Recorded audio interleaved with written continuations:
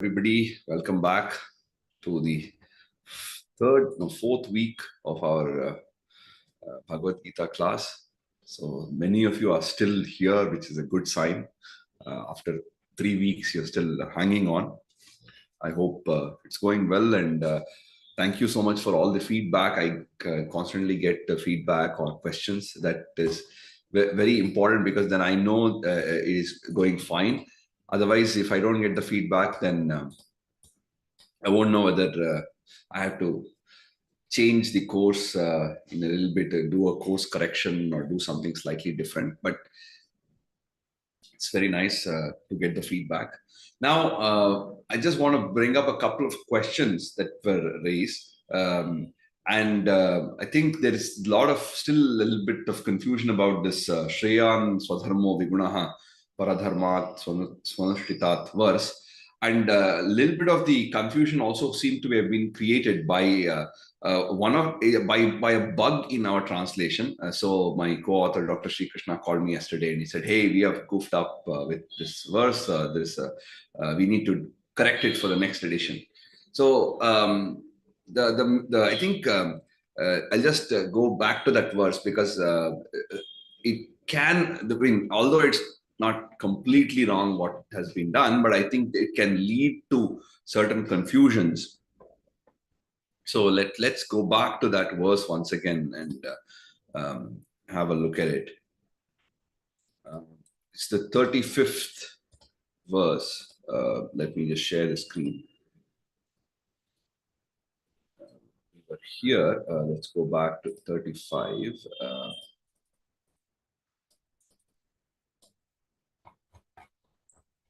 Okay, so let's just review this verse once again and see the different parts of this verse. So, Shreyan Swadharmo Vigunaha Paradharmat Swanushtitat Swadharme Nidhanam Shreyaha Paradharmo Bhayavaha. Right? If we look at the Anvaya Krama, he says, Su Anushtitat Paradharmat Vigunaha Swadharmaha Shreyan Swadharme Nidhanam Shreyaha Paradharmaha Bhayavaha. Right? So the second part of this verse is very straightforward. There is no confusion. He says it is better to die performing one's swadharma. The dharma of another is very dangerous. Right? Very simple. Swadharme, in swadharma, in adhering to one's own nature, it is better to face death. The dharma of another, paradharma, is bhayavaha, is very dangerous, very perilous. So this part is very clear. Now, the first half of the verse is the one causing the confusion. Now, we had translated as excelling in another's dharma. So this word excel is a bit tricky and problematic. We are going to replace that with something else. But when you say excel in something, that means you also have a certain natural alignment to it, right? So excel is not the right word. What is he saying here? Paradharmat swanushtitat. You may be adhering to some other dharma and doing it very sincerely, practicing, following all the rules. But if it is not perfectly aligned to your nature, you will not get the desired results. Whereas somebody who is aligned to the swadharma, even if it is vigunaha, even if it is, in this case, vigunaha means even if it is not ideal, even if it is subpar, it is better. So we can easily, take an example of there are some people who are naturally inclined to music or naturally inclined to painting or, athletics, whatever, right? So a person who is naturally gifted and has a lot of interest in a certain, undertaking, but does not have that kind of super focus or dedication or crazy schedule of working, will still attain a very good level. And even in our own life, we see that, right? So when we take up a subject which we are naturally good at and we're interested, even without too much of effort, you will get some 85 out of 100 or 95 out of 100. There are subjects where you don't like, whatever effort you put, you will not get that kind of high score. Similarly, a person who is naturally gifted in music will just listen to that and maybe run through it a couple of times, is able to go to class and sing in front of the guru very comfortably. Whereas another person who's not cut out for it may practice 100 times the wrong note, wrong way, and go and sing, and it will sound horrible. And the person who is doing it 100 times and not aligned to the dharma, their innate nature, they may complain saying, hey, I did it 100 times, this fellow just hummed that tune twice or thrice, and he's getting it right, but I'm teacher is scolding me. So what we realize is, when we have aligned ourselves, it almost like fitting in the groove, when we align ourselves to our own abilities and interests and everything, it becomes so natural.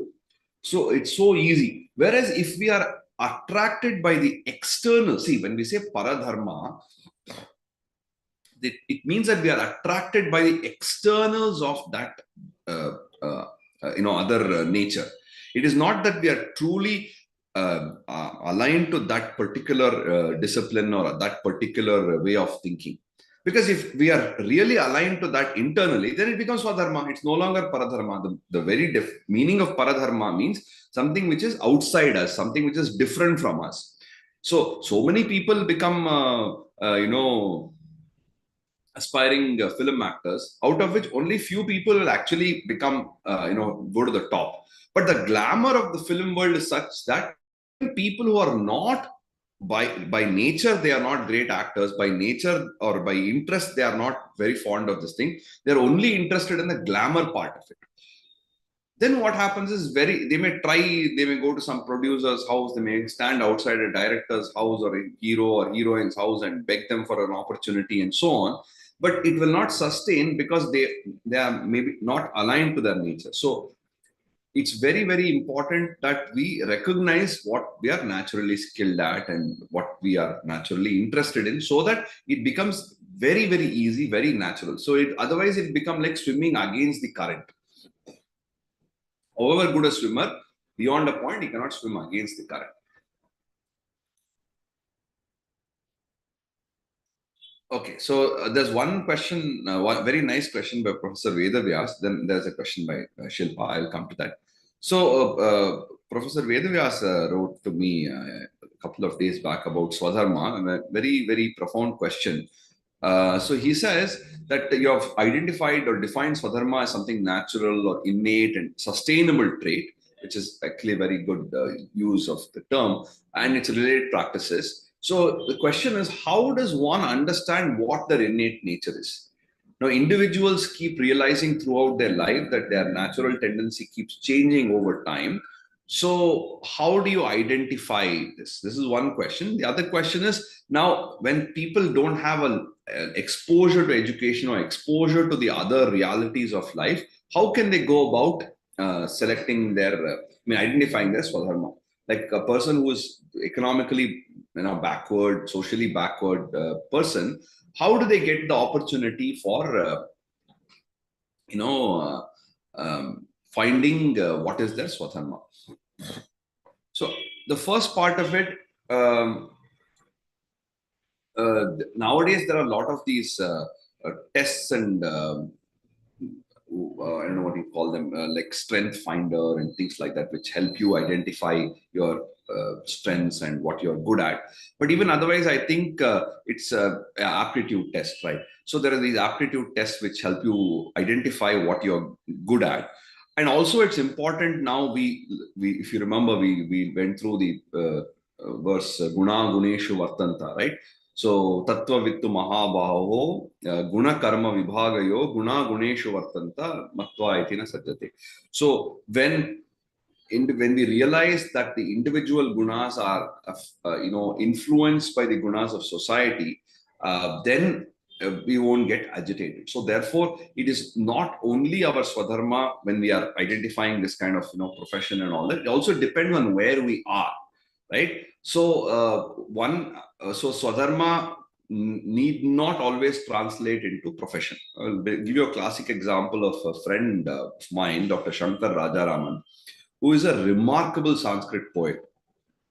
Okay, and he writes poetry like any time of the whenever he has a free moment, he'll be composing poetry in his head. One of the brilliant poets of our generation. In fact, the very first time I met him was in Dr. Ganesh's house, and Dr. Ganesh introduced him as, this is Shankar, friend of mine. If he had been living in the time of Raja Bhoja, he would have been the richest man alive, because Raja Bhoja was so generous with his donations to the Sanskrit poets. He would give akshara laksha. For every letter, he would give a lakh of gold coins and things like that. But he is now living in Kali Yuga in 21st century. So what is the patronage you can get as a Sanskrit poet? So therefore, if he says, no, my Swadharma is being a Sanskrit poet, that's what I will do, he'll not be able to earn for his family. So therefore, he will have to keep that Swadharma as a part of the, like a serious hobby, and pursue something else, which is what he did. He did the MBBS, and he did psychiatry, then he did his PhD. So he is working in Jain College. So he is doing that for his daily bread. But he is Sanskrit poetry is a Swadharma. So not every time we can get our Swadharma aligned to our profession, but one has to identify where we feel most natural. So in that sense, coming to Shilpa's question, you feel a sense of timelessness when you do your Swadharma. It is one of the ways of identifying that this is something I'm naturally, inclined towards. That when you are taken up something to do, you feel that I'm kind of, the things are clicking, I'm getting it, it's easier. Whereas in some other cases, you're like, I just don't get a hang of this. I mean, never mind. Now, some people, they may never have cooked in their life, especially in India. When growing up, the boys were never encouraged to cook.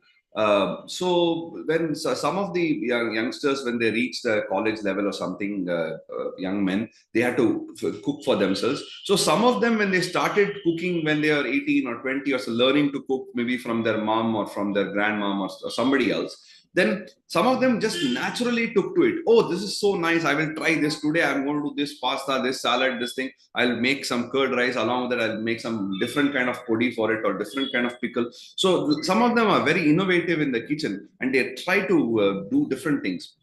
Similarly, other people who are in a similar situation, but different people, when they are given this thing, this is too much of an overload. He may be able to solve quadratic equation or Fourier transform, but he cannot make a simple dosa. So he is totally confused. So there are some people that it's not their cup of tea. So they will just say, I'll go to Zomato or some Swiggy or something and order something and eat, or they'll go to their friend's house or something else. They'll make some other, or hire a cook or whatever, but they are not able to wrap their head around it. So it's not pertinent to say, hey, in IIT exam pass ಮಾಡಿದ್ಯಾ ಏನು ಒಂದು tea ಮಾಡಕ್ಕಾಗಲ್ವಾ? That doesn't cut it, right? You may be brilliant, you may have cleared your IIT exam, that's a different part of your ability. Your inability to make one cup of chai or coffee is a different inability, right? So therefore, when we listen to ourselves, our inner voice, we will be able to get some idea of what the thing Swadharma is. Then when we consider this lack of opportunity, I think when people Swadharma is, when they identified their innate ability and what they want to do in a very strong way, that opens up opportunities. That is one way of looking at it. That is one of the things that happens. Classic case in the Mahabharata, being the characters of Drona and Karna and all that, who went outside of what their sort of designated place, and found their calling. Now, Drona was born in a Brahmana family, but he was more aligned to martial arts and archery. So he tried his best. He went to Parashurama, he learned, and he became a great warrior.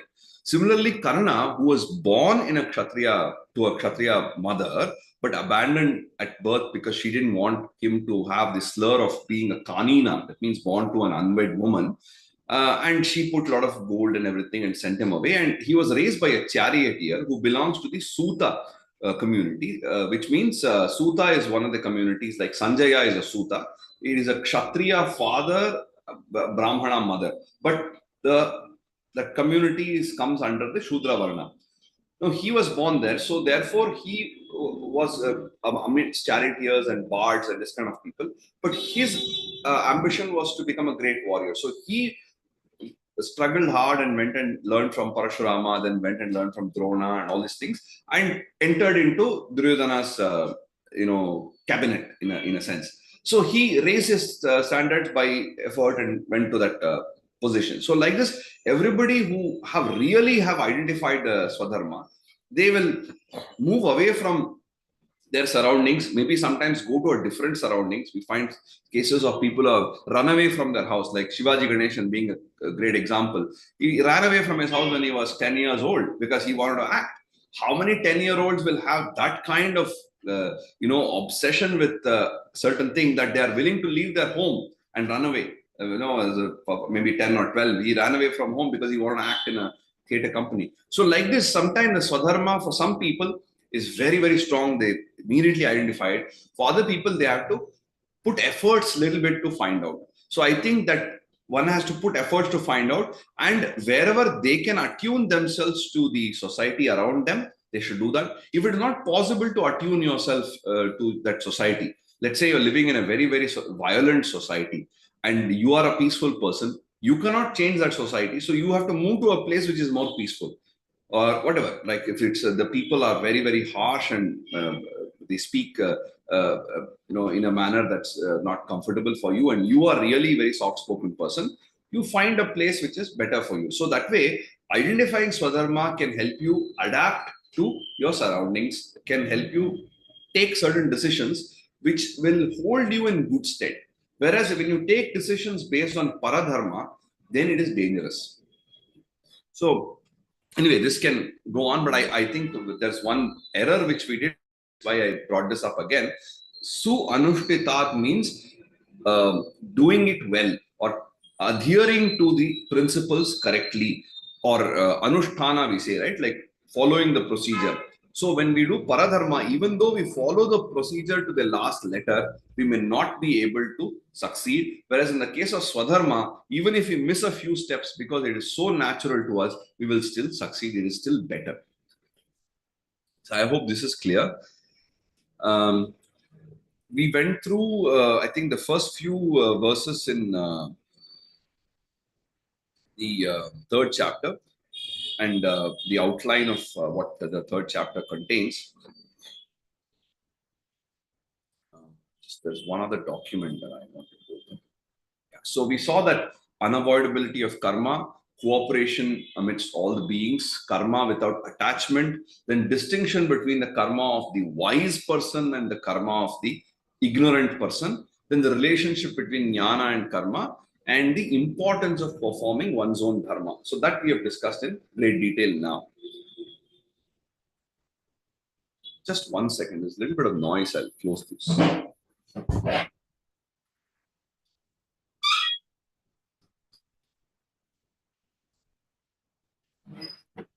Now that the days are growing longer, people are waking up earlier and creating noise. So one of the important learnings from this adhyaya is the nature of karma. We have to understand what this word karma means. Now we have spent time understanding dharma in the second chapter. I'll take a little bit of time to understand the term karma in this chapter. What is the meaning of the word karma? Simple translation is action, right? We say karma means action, means work. So do your work. Karmam kuru. So do your work. So any work, it can be cleaning, it can be sweeping the floor, it can be cooking, it can be reading, work. In general, work. But karma also means other, it has other flavors of meaning, like with many of the Sanskrit words. Karma broadly can be divided into two kinds. One is called the Prakrita Karma. Now, this has been explained by D.V. Gundappa. I'm taking it from his book. So, Prakrita Karma, which is involuntary or natural karma, right? And the other one is Swakrita or voluntary, willful karma.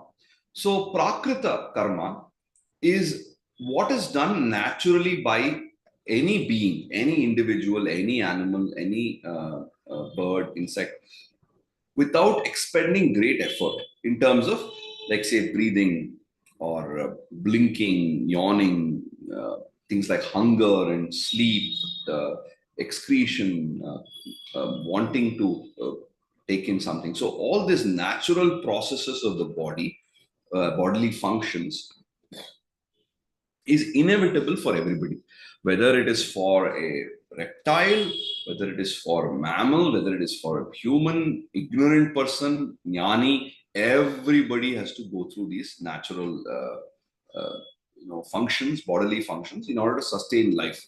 So just because somebody is Buddha doesn't mean he will not feel hungry. He will not be bothered by hunger, but he will still feel hungry. Buddha also is eating food. Buddha also is going to sleep. He was also having a shower. So anybody, great jnani, also has to do these things. And a normal person, ignorant person, evil person also has to do these things. So everybody undergoes these bodily functions. So that is one type of action, which is involuntary. Then there is swakrita, which is willful or voluntary action. So we knowingly perform certain action. So these could be like good actions or bad actions, but these are all done with our awareness that we are willfully doing it. Then another way of dividing, classifying karma is into three categories. DVG does this in three categories. One is called karma. You can just say karma. That is performing what is prescribed. You are supposed to do this. Let's say you're entering a sports field at 5 a.m. in the morning. You're supposed to do a run of, say, 5 rounds around the field. You're supposed to do that. That's what is expected of you at that hour for all the cricket players. They come first and then they warm up and they run around the field for some 10 rounds or 20 rounds or whatever. That is to be karma, which is action that is prescribed for them at that point of time. Akarma is the second, where it is not performing what is prescribed. For example, you are supposed to run. This fellow is sitting there and lazing, yawning. Not supposed to be doing that. He is not doing the work he has been prescribed. He is lazing around. That is akarma. Okay. Another phase of akarma is doing something that is not to be done and acting as if you have not done it. So, for example, let us say the coach says you have to run 10 rounds and you're not supposed to drink water before that. If somebody secretly drinks water and he behaves as if he has not drunk water, then it is also akarma. In the sense, you are performing it and behaving it as if you are not performed. So that's basically not doing the thing which is expected of you. Then the third is vikarma, which is performing what is prescribed in a way it is not supposed to be done. You're doing it, but you're doing it in a wrong way. So you are supposed, let's say he says all of you should run barefoot 10 rounds, and you are actually wearing some small layer under your legs so that you won't get pain. That's not the way to do it. That defeats the purpose. So it is vikarma. So karma, performing what is prescribed action. Akarma is either not performing that prescribed action or doing something else which is not supposed to be done and behaving as if you've not done it. And vikarma is performing what is prescribed but in a manner that is not right, in a way it is not supposed to be done. Now, these are all very, very common sense distinctions, right? All of you can relate to it. Maybe you have not heard these words akarma, vikarma like this, but this is very obvious. Any activity you do, there is a right way to do it and appropriate manner, doing the appropriate thing. Then there is an inappropriate way to do it. There is an appropriate way but inappropriate thing. Like this, all combinations are possible. Now, to make it very easy, Gundappa has given a beautiful chart. I'll share that with you. It's an easy way to understand. Can you see this screen? So if you want, I can zoom in a little more. Yeah. So there is prakrita and swakrita. So that is bodily actions and what we carry out willfully after thought. So dharma and adharma come under this. So here breathing, eating, sleeping, yawning, sex, all these things come here. Here swakrita is not sex, but craving for sex. Sorry. Swakrita is dharma and adharma, where it is righteous and not righteous action.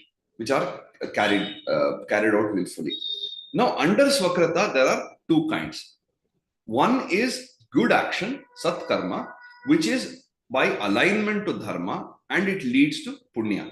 The other one is dushkarma, bad actions, which is violating dharma, which is it is adharma and leads to papa, which is a terrible state. Now, when it's dushkarma and leading to terrible state, we know what it is. That is not. We don't have to worry about that. Let us focus on good actions. Now, in the good actions, again, there are three varieties. One is laukika, that means motivated by selfish intent, or what do you say? I think there's a bug here. I have to change it. So, laukika is motivated by like, I mean, it's right actually, but motivated by selfish intent for the material world, like doing something for the sake of profit, for the sake of money, for the sake of getting some material benefits and so on. And Vaidika is motivated by selfish interest indeed, but for a higher level of selfish interest, which is related to this spiritual side of things, which is related to, let's say, not even spiritual, but kind of the religious, theological side of things. Paramarthika is, which is the spiritual side of things. That is selfless action, which is taken up for the universal welfare. These are the three kinds of good actions. So in Laukika also, he has divided into principles, niti, knowledge, vidya, and friendship, sneha. Friendship, relationship, all these things are covered. So here certain principles are involved, which are the rule of the law of the land, for example. Knowledge, expertise, domain knowledge, all these things are involved. Relationship with people, all these things work for the Laukika karma, right? Which is motivated by interest for the material gains. Now, Vaidika karma is something which is motivated by the selfish intent of the religious, theological nature. So, if you remember, I had spoken to you about Adhi Bhuta, Adhi Daiva, and Adhyatma. So, here Laukika corresponds to Adhi Bhuta, the material aspect. Adi Daiva is the theological or thing which is related to emotion, which is related to kind of so loosely religious aspects. So samskara, for example, we have the different rites of passage of samskara, where we go through different stages in life by certain ceremonies, like naming the child. So we have a nama karana, then we have a chaula, where we first time the shaving of the head happens. Then we have the upanayana, which is basically initiation into studies of some kind. Then there is vivaha, marriage. Then after the death of an individual, the next in line, the son, eldest son, if he's there, he will do the antyeshti, then he will do shraddha. So all these rituals which are there, rites of passages, they come under the Vaidika karma, which are supposed to be done and which is good for the community and the culture. Then we have yajna, dana, and tapas. I think we went through this earlier.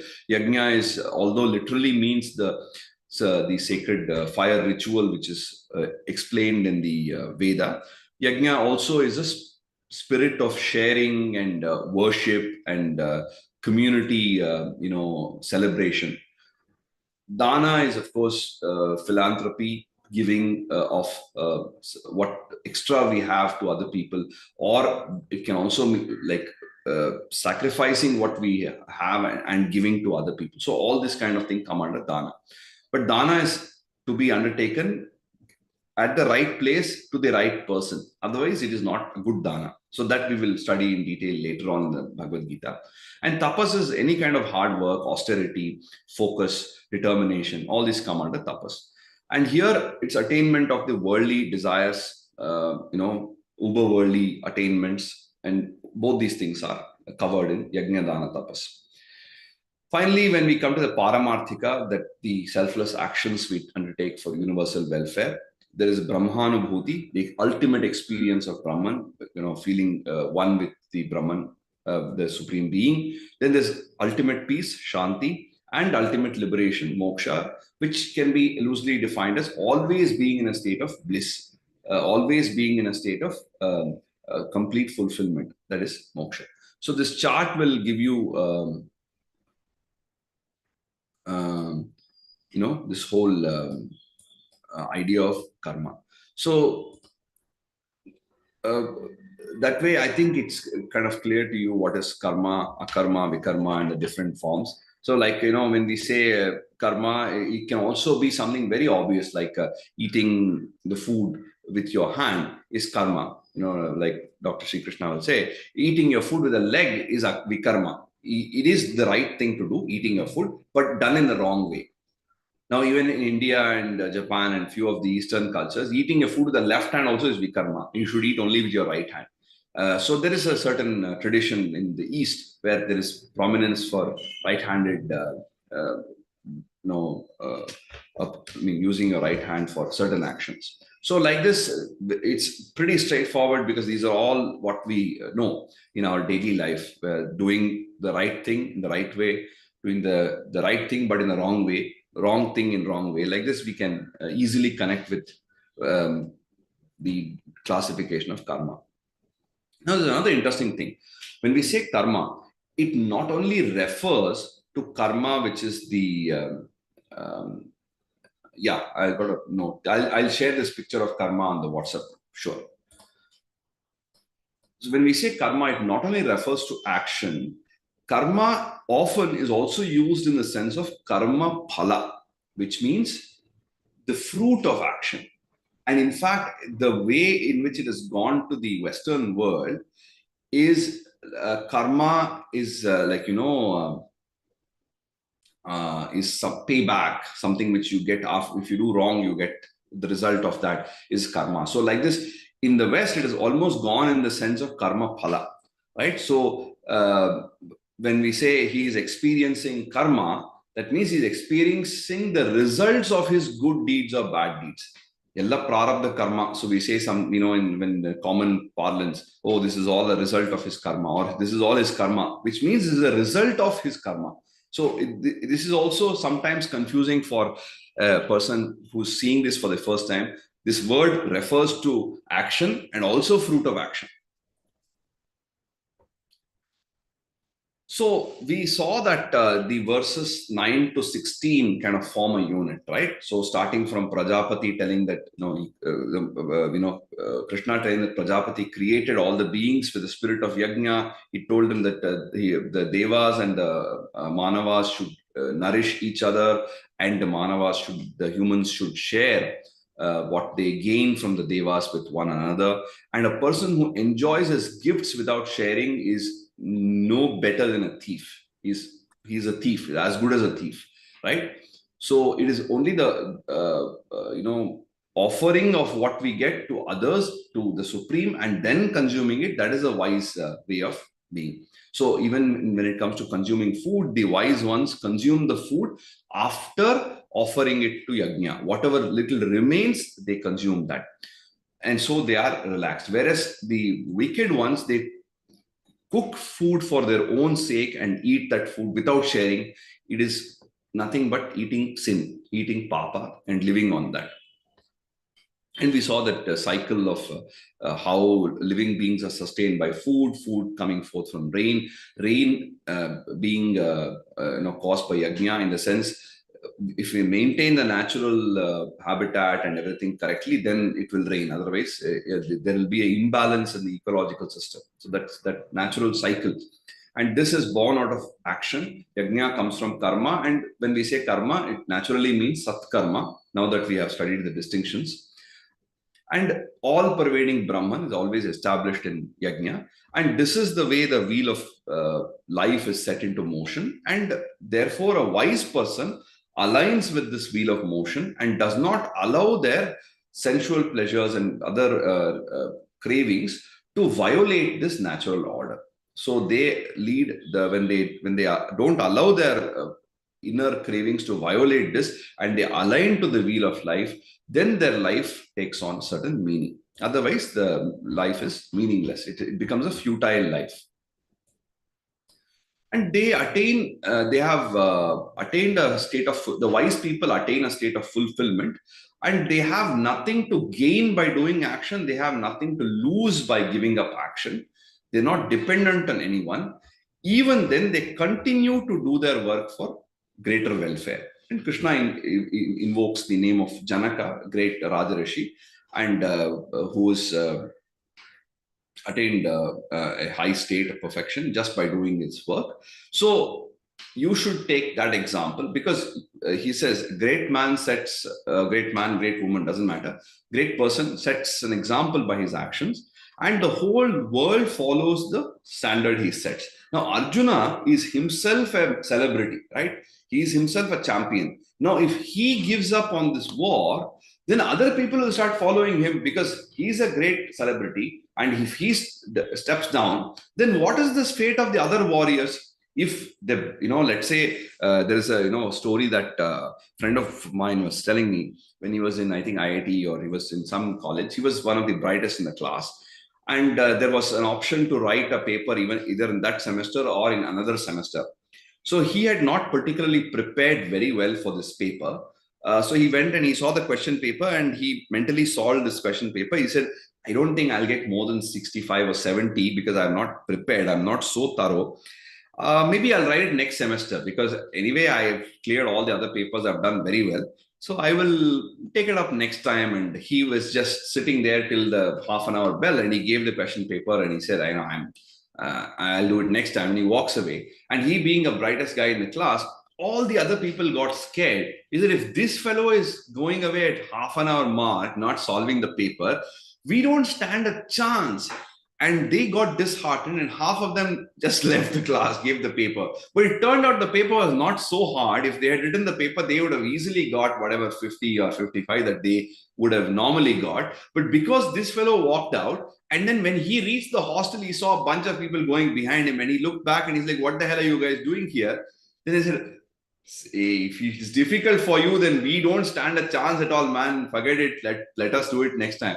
So that kind of a thing is possible, right? If Arjuna, great warrior, single-handedly defeated all these people in the Uttara Gograhana war, if he is putting down his weapon and saying, I'm scared, imagine the plight of some foot soldier in the army. He'll say, oh, but Arjuna only, it's difficult. Where we'll stand, okay, chalo, let's go. They may lose the morale. Very, very possible. So that's why he says a great man sets an example by his action, and the whole world follows the standard he sets. Therefore, you should set a good standard for everybody. You are one of the greatest. So that is all the undertext, the subtext.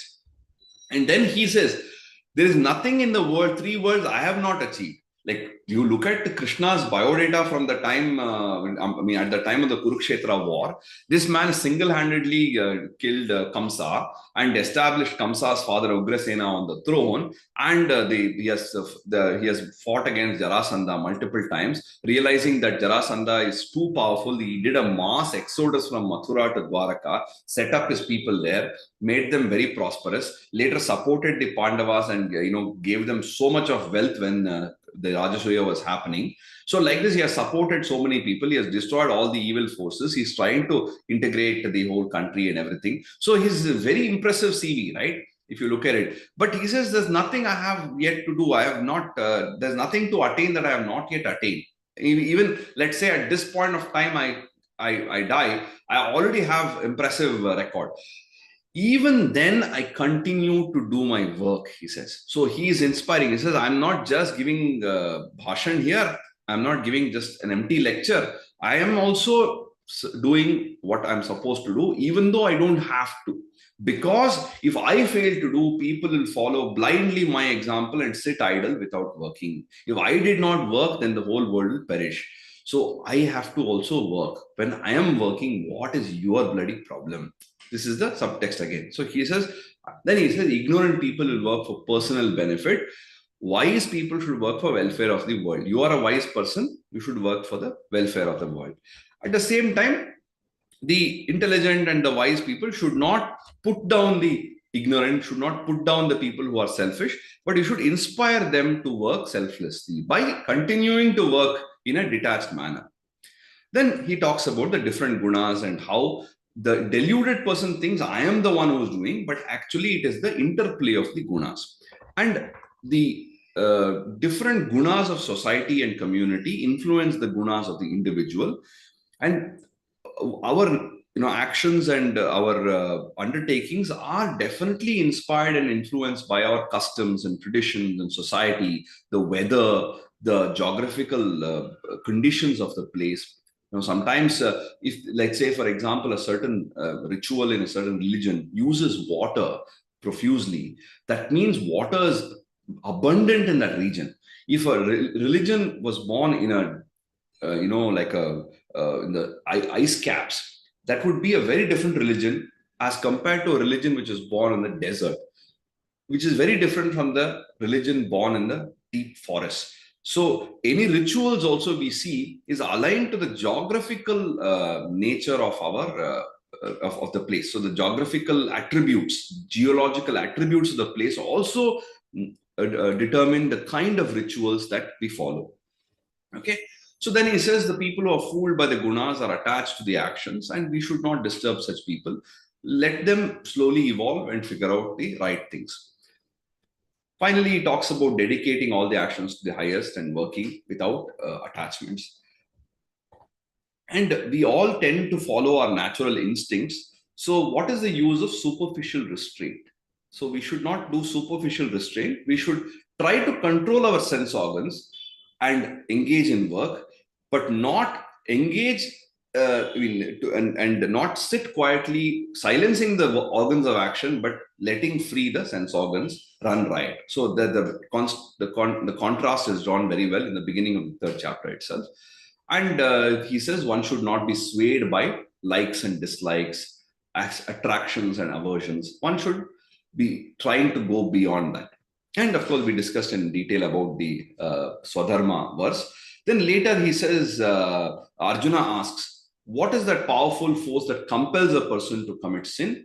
Krishna says it is desire. Kama esha, krodha esha. So desire leading to anger and frustration, arising from the Rajoguna, the trait of Rajas, the relentless activity. It is unquenchable and corrupting, and it is an evil enemy. Desire is an evil enemy.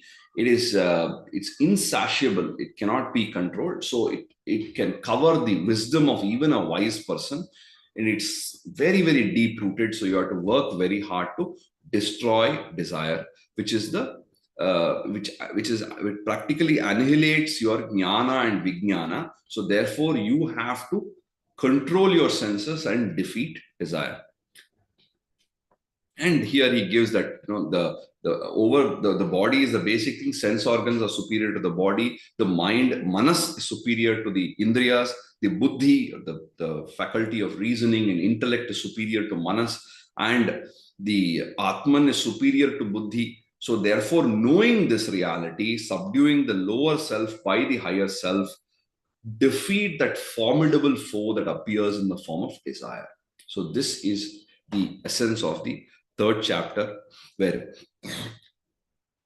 has given a few key ideas. You can kind of crystallize it into these different categories. Now, I took D.V. Gundappa's initial listing out of the major topics for discussion, but I would encourage you to go back to the translation. Now it's all there on the WhatsApp group. Just go to the translation and organize each chapter. Now, the first chapter is mostly story, but the second and third chapter, now that you have also had a sense of how the Gita flows and the kind of jagged approach, it's not like a textbook 1.1, 1.1.1. It's not like that. It's a meandering style of a discussion. Some things come inside. Krishna will take another point somewhere and discuss it further, and so on. So now I would request you, those of you who have the time and interest, to look at the second and third chapter and try to list down what are the important things that you find, like in terms of the major learnings, and put it down in a piece of paper somewhere, so that later you don't have to again go through the entire text. If you look at these small points that you've written down, it will trigger the sense of what you have read. And like I said earlier, if there are certain verses that you find very interesting, definitely it will be valuable for you to put little effort to memorize it. And it becomes like almost a handy, what do you say, kit in your mental uh, uh, realm. So it's like when you go on a trek, you carry a first aid kit, right? So in case you fall down, you have a band-aid, you have a little bit of tincture and Dettol and all these things, right? Why do you do that? Because there may be a possibility of you having a fall or something. So just to be on the safer side, you have a first aid kit. Similarly, you are mentally, if you have some Bhagavad Gita verses tucked away, that become like a first aid kit. The moment you face some dejection or anger or something, immediately you can draw from that first aid kit, and you say, oh, kama esha krodha esha, okay, rajoguna samadbhavaha, oh yes, so it is desire leading to anger, I'm getting angry because of desire, okay, wait, let's take a moment and sort this problem out. So even before it escalates to some crazy stage, you immediately have this kit in your head somewhere tucked away, and it's accessible. So, and when you have that shloka itself, it is very easy for you to remember. But of course, if you remember it in English or Kannada or Telugu also, it's fine. But a shloka is very handy. It's like it fits in very well into one pocket in your head. Okay, so let's take a look at least a few shlokas from the 4th chapter, and then we will go on to continue with the 4th tomorrow as well. Maybe what we can do is, if we can request Rajeshwari ji to recite today and also tomorrow, then Shilpa, we can push everybody by a day, because there's hardly anything today, just a few verses. Okay. So we'll start with the first shloka of the 4th chapter. Sri Bhagavan Vacha. Imam vivasvate yogam proktavanaham avyayam vivasvan manave praha manurikshvakave bravit. A pretty straightforward verse where he says that in the past, I shared this knowledge with Vivasvat. Vivasvat is the son, and then Vivasvat taught Manu, and Manu taught Ikshvaku, who is the the founder of the solar dynasty. And in this manner, the knowledge came forward from one to the other. So this eternal yoga was taught to Vivasvat and then to Manu and Ikshvaku. So aham, me, Vivasvate imam avyayam yogam proktavan. Avyayam yogam, the eternal yoga, the yoga with indestructible yoga. So aham Vivasvate, to Vivasvat or Vivasvan, imam, this avyayam yogam proktavan. So I taught this eternal yoga, this indestructible yoga, this supreme knowledge to Vivasvan. Vivasvan manave praha. Vivasvan told Manu. Manu Ikshvakave abravit. And Manu taught this to Ikshvaku, who is the founder of the solar dynasty, ancestor of Rama, Ikshvaku. That's why Rama is also called Ikshvaku Vamsha, Pradeepa, and so on, right? So this is the order in which it is taught. Then he goes on to say, Evam parampara praptam imam rajarshayo viduhu sa kale neha mahata yogo nashtaha parantapa. So this is the manner in which traditionally this knowledge was handed down in regular succession, and all the Rajarishis. So Rajarishi is one who is both a Raja and a Rishi, both a king and a seer, or a philosopher king. Like Janaka is a very classic example of a Rajarishi. So all these Rajarishis knew this, but over the course of time, the long course of time, this yoga has been lost in the world. So it is not lost because it's there now. Krishna is saying it's almost as if it is lost because it is obscured by all this scholarship and pedantry and everything. The pristine, pure yoga is almost as if it is lost, right? So therefore, you can think of these as two connected verses. So Sri Bhagavan Vacha. Shri Bhagavan Vacha. Imam vivasvate yogam. Imam vivasvate yogam. Proktavan aham avyayam. Proktavahanam avyayam. So Proktavan aham avyayam. Proktavan aham avyayam. प्रोक्तवानहम् अव्ययम् Vivaswan manave praha. विवत्स्वान् मनवे प्राह Manurikshvakave bravit. मनुरिक्ष्वाकवे ब्रवीत्. Then he says, Evam parampara praptam एवं परंपरा प्राप्तम् imam rajarishayo viduhu इमं राजर्षयो विदुः sa kale neha mahata स काले नेह महता yogo nashtah parantapa. योगो नष्टः परन्तप. So parantapa, I forgot to tell you the Anvaya. Evam parampara praptam imam rajarshayah viduhu. So thus in this continuing succession, parampara means one after the other, the succession, the unbroken line. Evam parampara praptam, what has been attained in this successive manner. Evam parampara praptam imam, this rajarshayah viduhu. Rajarishis knew this. Mahata kalena saha yogaha iha nashtaha. Over a long course of time, Mahata kalena, over a long course of time, saha yogaha, that yoga, iha, here, nashtaha, destroyed. It appears as if this yoga is destroyed because it's been it's been a long time, and over a period of time there are certain changes, and there is a requirement to go back to the original version, the simple version, in order to appreciate it better.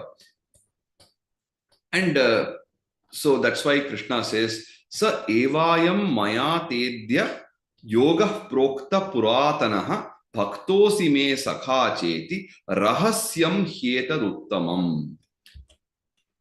So I have now told you the same ancient yoga because you are my friend and admirer. This yoga is a supreme secret indeed.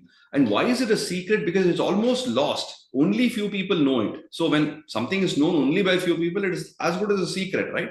So he says, Puratanaha saha eva ayam yoga adya maya te proktaha. Puratanaha, ancient, saha eva. This indeed, ayam yoga, this yoga which is ancient, adya, now, maya, by me, te proktaha, te, to you, proktaha has been told. So one has to understand, tvam me bhakti asi sakha cha asi iti. So you have devotion in me, you have faith in me, you admire me, and sakha, you are my friend. Therefore, I am telling this to you. Ataha etat uttamam rahasyam, he says, Maya Proktaha is to be understood. So therefore, this best of secrets I am sharing with you. The supreme secret I am sharing with you because you have faith in my words. Now, when somebody has faith, when somebody has respect for another, there is a chance of sharing a secret, even if it's a normal, may not be the Uttamam Rahasyam. It can be a simple secret. It can be some small detail. The fact that somebody has faith in me and is close to me, I can share a secret. Whether it is a secret which is, of the stock market, where to invest and where to make money, or it's a secret that betrays, reveals some shortcoming of mine or shortcoming of somebody else, some secret, we can only share with a close friend. We cannot share a secret publicly. Then it will become a violation of the privacy thing, right? So we won't, it's in bad taste to share a secret publicly. Whereas sharing a secret with a close friend, confidant, admirer is okay. So, sa evayam maya tedya. स एवायं मया तेद्य Yoga proktah puratanaha. योगः प्रोक्तः पुरातनः Bhaktosi me sakha cheti. भक्तोऽसि मे सखा चेति Rahasyam hyetaduttamam. रहस्यं ह्येतदुत्तमम्. Then he goes on to say, so he says this, right? So these three verses, what Krishna says. Now Arjuna is surprised. Arjuna uvacha, aparam bhavato janmaha, param janma vivasvataha, katham etad vijaniyam, tvam adau proktavaniti. So he says, you were born like now, right? Krishna and Arjuna are contemporaries. They are more or less maybe 6 months apart. That's why they are, I mean, also the reason why they're so close. Bhima and Yudhishthira are older than Krishna. Nakula, Sahadeva are younger than Krishna. That's why when Krishna would come to meet the Pandavas, he would bow down and touch the feet of Yudhishthira and Bhima, take blessings from them. Nakula Sahadeva will touch his feet and he will bless them, but he will hug and embrace Arjuna and treat him as an equal. So that we see in the Mahabharata. So they are equals, they're same age.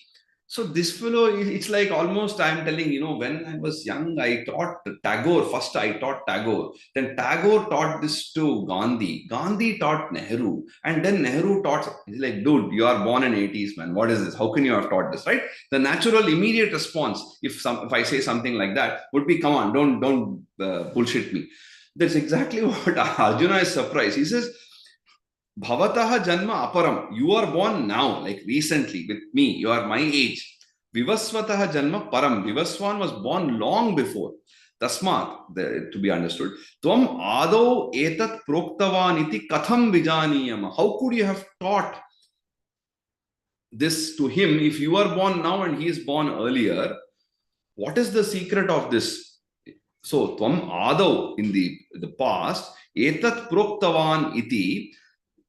Again, etat proktavan, this fact that your claim, rather, this claim that you have taught him, katham vijaniyama, how in the hell can I believe this? What do you mean by this? So he's really surprised that Vivaswan was born long before you, but you are born now. How could you have taught him? So this is a question of Arjuna, and he's really surprised. So at this suspenseful moment, I will stop and we will find out tomorrow how Krishna has told this eternal yoga to Vivaswan. And then I will, of course, take up any questions which are there, and then we can proceed with revealing this. So good. I think I've covered roughly the overview of the second and third chapters. We have an idea. Later, at the end of the course, there will be the videos which are specifically about the summary will be shared so that it's accessible to you. And my idea is to try and wrap up the course, if possible, in May, by mid-May, if possible. I don't know how it's going a little slower than I had visualized, but it's okay. Let it take its time. So what I'll probably do is at the end of the course, at the end of the 18 chapters, I'll try to make all the summary videos available. Then we can spend maybe a few days trying to see an overall picture of the Gita and what are the takeaways and some of the manners in which we can continue our study of Gita independently and things like that for those who are interested. But at least the very basic expectation for me at the end of the course is you will have an idea of what the text says. And that naturally will put to rest a lot of contradictory content that is being put out in the internet and other places about the Gita. So you will have first-hand knowledge of what it says, and therefore you can easily dismiss any kind of ludicrous stories and theories and articles about Gita.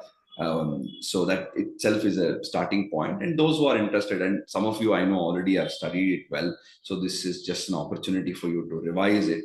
And always it is valuable. Every time we go through Bhagavad Gita, we find something new, something interesting, a new, like for example, this even in our 10th anniversary edition, we had not caught this bug. Neither Dr. Sri Krishna nor me had figured this, realized this mistake of translating Swanushtitat as excelling, which is technically not, it has the potential to give a wrong meaning. So in the revised 10th anniversary edition, we will make a change. So it is so like this, even after so long, after working with this I've read this text so many times, there will be such places where we will make mistakes or we will have understood it in an impartial way. And there is always a scope for improvement, which is why even last time when Shilpa was mentioning to me that they want to use the complete Bhagavad Gita as their text for one of the other classes, I said, please let me know if there are any mistakes, because our intention is to try and give the best to the readers. and they are not some descended from Swarga or something. We are also going to make mistakes. So if there are any mistakes, we're very happy to get it from you. It is a great gift if somebody can give us a typo or some extra comma is added or some spelling mistake or something. If anybody tells me, I always treat it like a gift. So it is a great thing because we can improve in the next edition. So that's the intention. So thank you so much, and will meet tomorrow and see how Krishna, although he is contemporary of Arjuna, could have taught this eternal yoga to Vivaswan, who is born several centuries before. Thank you so much. Om Tat Sat. Namaste. Thank you so much. Thank you very much. Thank you.